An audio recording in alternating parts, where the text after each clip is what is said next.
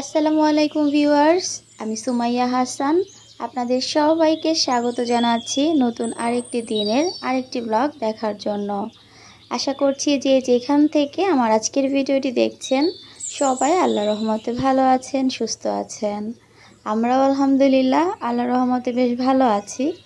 তবে এই গরমে আসলে ভালো আছি বলাটাও ঠিক হবে না, প্রচণ্ড গরম।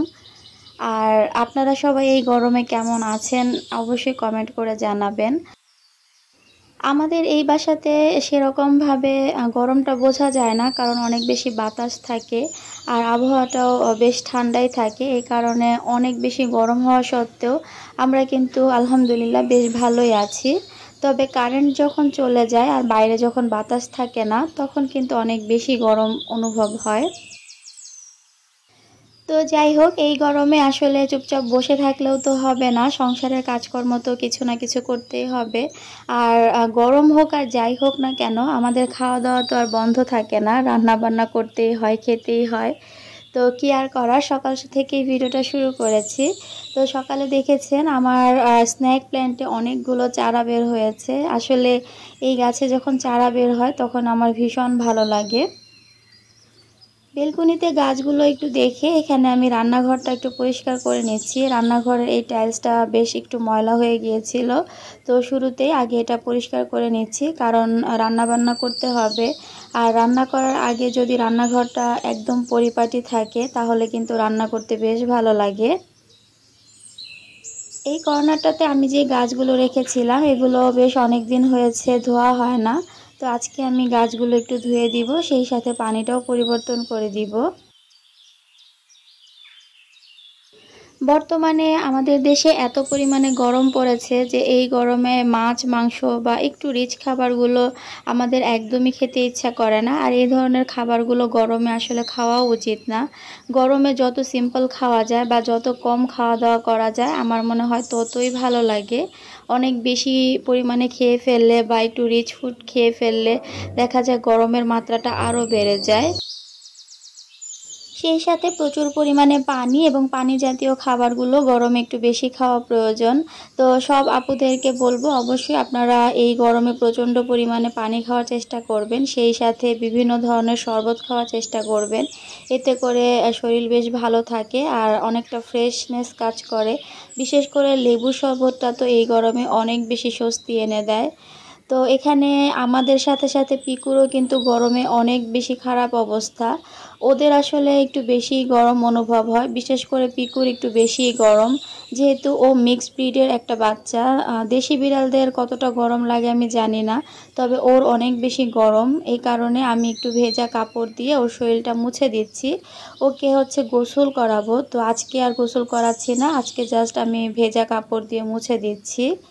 আর এভাবে ভেজা কাপড় দিয়ে বিড়ালের শরীরটা যদি মুছে দেওয়া হয় ওরা কিন্তু অনেকটা আরাম পায়, সেই সাথে ওদের যে গরমের পরিমাণ সেটাও কিন্তু কমে যায়। তো এই কারণে আমি পিকুকে প্রায় সময়ই এরকম ভেজা কাপড় দিয়ে শরীরটা মুছে দিই। যখন দেখি যে ও গরমে একদমই হাই হুতাশ করছে তখনই এভাবে শরীরটা মুছে দেই। আর এই গরমে বিড়ালদেরকে আপনারা চেষ্টা করবেন একটু কম পরিমাণে খাবার দিতে। বেশি খাবার খেলে ওরা কিন্তু বেশি অসুস্থ হয়ে যাবে, এই কারণে একটু কম খাওয়ালে বেশ ভালো থাকবে। নিউজে শুনলাম বেশ অনেকগুলো বিড়াল হিটস্ট্রোকে মারা গেছে, সেই সাথে মানুষও মারা যাচ্ছে। তো সব কিছু মিলিয়ে বর্তমান গরমের অবস্থা কিন্তু অনেক বেশি ভয়াবহ রূপ ধারণ করছে। আর আমাদের মতো সাধারণ মানুষ যারা আছি, মানে যাদের বাসায় এসি নেই, তাদের তো অবস্থা আরও খারাপ। যারা ধনী পরিবারের সদস্য আছেন বা উচ্চবিত্ত লোকজন আছেন তাদের বাড়িতে তো এসির কোনো সমস্যা নেই, কারেন্ট চলে গেলেও তাদের কোনো সমস্যা হয় না। কিন্তু আমাদের মতো মধ্যবিত্ত বা নিম্ন মধ্যবিত্ত যে মানুষজনরা আছেন তারাই কিন্তু গরমের আসল ফিলটা আসলে নিতে পারছি। তো যাই হোক, আল্লাহ তাআলার কাছে আমরা সবাই প্রার্থনা করব যেন খুব তাড়াতাড়ি বৃষ্টি হয় আর এই তীব্র গরম থেকে আল্লাহ তাআলা আমাদেরকে হেফাজত করেন। তো যাই হোক, এখানে একটা বিষয় আপনাদের সঙ্গে শেয়ার করি। এই যে পিকুর সঙ্গে যে লিটারটা দেখতে পাচ্ছেন, এই লিটারটা কিন্তু পিকু গিফট পেয়েছে। ফেসবুক পেজ থেকে পিকু একটা কম্পিটিশনে যোগ দিয়েছিল, তো সেখানেই পিকু সেকেন্ড হয়েছে। আর সেই প্রাইজটাই আজকে সকালে এসেছে, সেটার সাথে একটু ভিডিও করছিলাম আর কিছু ছবি তোলা হয়েছে পেজে আপলোড করার জন্য। তো আপনারা অনেকেই জানেন যে পিকুর নামে একটা পেজ খোলা হয়েছে, অনেকে জয়েন করেছেন, অনেকে জয়েন করেননি। তো ওখানে কিন্তু পিকুর খুব সুন্দর সুন্দর ফানি ভিডিও আপলোড করা হয়। যারা পিকুর ভিডিও দেখতে পছন্দ করেন বা পিকুকে দেখতে পছন্দ করেন, সবসময় রিকোয়েস্ট করেন ভিডিওতে পিকুকে দেখাতে, তারা কিন্তু চাইলেই পিকুর পেজটা ফলো দিয়ে রাখতে পারেন। কারণ পিকুর পেজে হচ্ছে নিয়মিত ভিডিও আপলোড করা হয়, আর ভিডিওগুলো হচ্ছে আমার ননদ করে, তো ওই আপলোড করে। আর পিকুর পেজের লিঙ্কটা আমি ডেসক্রিপশন বক্সে দিয়ে দিব, যদি কারো প্রয়োজন হয় বা যদি কেউ দেখতে চান তাহলে গিয়ে দেখে আসতে পারেন। এখানে প্রচণ্ড গরমের মধ্যে আপনাদের ভাইয়া হচ্ছে কোল্ড কফি বানিয়েছিল। আমি বেশ অনেক দিন ধরেই কোল্ড কফি খেতে চাচ্ছিলাম, তো ফাইনালি আজকে হচ্ছে সকালবেলা, সকালে না ঠিক একটু দুপুরের দিকেই বানিয়ে দিয়েছে, মানে 12টার দিকে। তো ওই সময় প্রচণ্ড গরমের ভেতর এরকম ঠান্ডা ঠান্ডা শরবত বা কোল্ড কফি যেটাই হোক না কেন, লাচ্ছি এই টাইপের খাবার খেতে কিন্তু অনেক বেশি ভালো লাগে। তো আমি আসলে ঠান্ডা লাগার ভয়ে ঠান্ডা খুব একটা খাই না, তারপরও মাঝে মধ্যে একটু খেয়ে ফেলি যেহেতু অনেক বেশি গরম পড়ছে। এই গরমে শুরুতেই বলেছিলাম যে মাছ মাংস খেতে একদমই ভালো লাগছিল না, তো এই কারণে আজকে একদমই সিম্পল কিছু রান্নাবান্না করেছি, যেগুলো কিনা গরমের মধ্যে খেতে অনেক বেশি ভালো লাগবে, এরকম টাইপের কিছু খাবার। তো তার মধ্যে দেখতে পাচ্ছেন প্রথমে আমি হচ্ছে আজকে বেগুন বাহার তৈরি করব। আর মজার ব্যাপার হচ্ছে এই বেগুন বাহার রেসিপিটা আমি ফার্স্ট টাইম ট্রাই করেছি, আগে কখনো খাওয়া হয়নি, তবে খেতে কিন্তু ভীষণ মজা হয়েছিল। এই কারণে ভাবলাম আপনাদের সঙ্গে রেসিপিটা শেয়ার করি। তো আমি কিছু ছোট ছোট বেগুন নিয়েছি, এই বেগুনগুলোকে এভাবে একটু কেটে নিয়েছি। আর এখন লবণ, হলুদ আর মরিচের গুঁড়া দিয়ে বেগুনগুলোকে বেশ ভালো করে একটু মাখিয়ে নিচ্ছি। 4 টুকরা করে কেটে নিয়েছি যেন ভেতরে বেশ ভালোভাবে মশলাটা ঢোকে এবং সুন্দর মতো ভেজে নেওয়া যায়। তো এই যে দেখতে পাচ্ছেন আমি বেগুনগুলো ভেজে নিচ্ছি।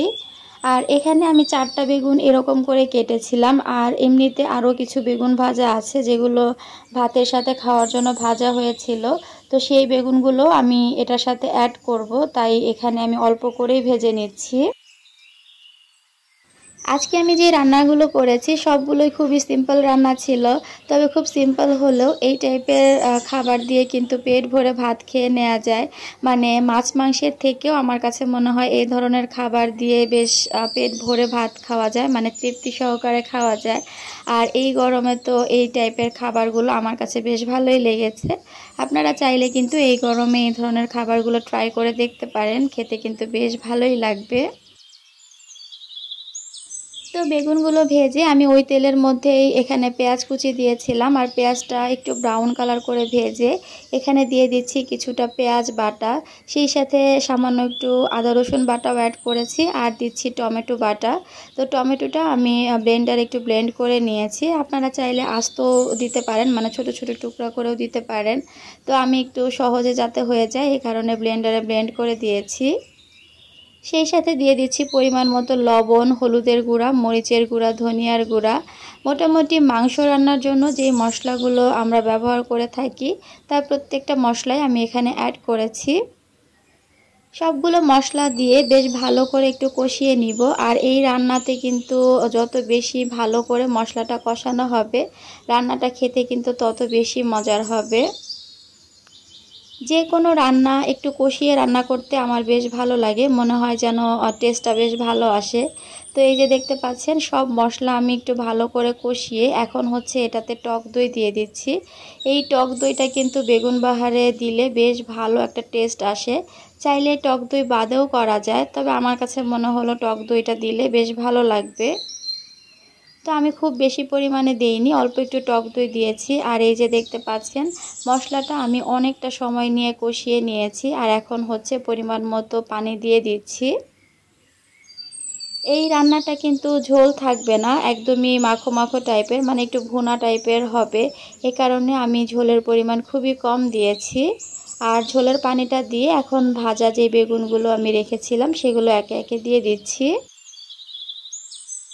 তো কে কে এভাবে বেগুন বাহার রেসিপিটা করে খেয়েছেন আমাকে কিন্তু কমেন্টের মাধ্যমে জানাতে পারেন, জানতে পারলে আমার বেশ ভালো লাগবে। আর আমি যেহেতু ফার্স্ট টাইম খেয়েছি তাই আমার কাছে একদমই নতুন একটা খাবার ছিল। দেখতেই পাচ্ছেন রান্নাটা কিন্তু একদমই হয়ে এসেছে। তো এখানে বাকি যে বেগুনগুলো ভাজা ছিল সেগুলোও কিন্তু আমি দিয়ে দিয়েছি। আর আমি কিন্তু ঝোলটা একদমই শুকিয়ে নিয়েছি, একদম মাখো মাখো টাইপের হয়েছে। আর এখন হচ্ছে খাবারটা বেড়ে নিচ্ছি। তো এই খাবারটা গরম ভাতের সাথে যদি খাওয়া হয় তাহলে কি যে ভালো লাগে সেটা আপনারা খেলেই বুঝতে পারবেন। আমার তো এত বেশি ভালো লেগেছে যে নেক্সট টাইম ইনশাল্লাহ আবারও তৈরি করে খাবো। তো দেখেই বুঝতে পারছেন যে এটা আসলে কতটা সুন্দর হয়েছে। তরকারিটা দেখতেও বেশ ভালো হয়েছিল আর মাশাল্লাহ খেতেও বেশ ভালো লেগেছে। তো কার কাছে রেসিপিটা কেমন লেগেছে অবশ্যই কিন্তু একটা কমেন্ট করে জানাবেন। তো বেগুনের এই রেসিপিটার সাথে আমি আরও একটা রেসিপি করেছিলাম, সেটা হচ্ছে পটল ভাজা। তো পটল ভাজার রেসিপি তো আসলে খুবই সিম্পল, তবে আমি একটু অন্যরকম করে সবসময় পটলটাকে ভাজি। তো কিভাবে করেছি আমি একটু মুখেই বলে দিচ্ছি। লবণ হলুদ দিয়ে পটলটাকে আমি প্রথমে একটু ভেজে নিয়েছি। তারপর বেশ কিছুটা পেঁয়াজ কাঁচামরিচ কুচি দিয়েছি আর সেটাতে একটু লবণ হলুদ দিয়ে পেঁয়াজটাকে একটু ভেজে যে ভাজা পটলটা আমি রেখেছিলাম সেটা দিয়ে দিয়েছি আর দিয়ে এই যে এভাবে ভেজে নিয়েছি। এই ভাজিটা খেতে এত মজা লাগে, আসলে কে কে খেয়েছেন আমি জানি না, তবে আমার খুবই পছন্দের একটা খাবার। এভাবে পটল ভাজি করে খেতে আমার অনেক বেশি ভালো লাগে। সেই সাথে আজকে দুপুরে ছিল আম ডাল। তো দেখতেই পাচ্ছেন সবগুলো খাবারই কিন্তু গরমের সাথে যায় এমনভাবে রান্না করার চেষ্টা করেছি। তো আজকে দুপুরের খাবার আলহামদুলিল্লাহ অনেক ভালো ছিল, সবগুলো খাবার অনেক বেশি তৃপ্তি সহকারে খেয়েছি।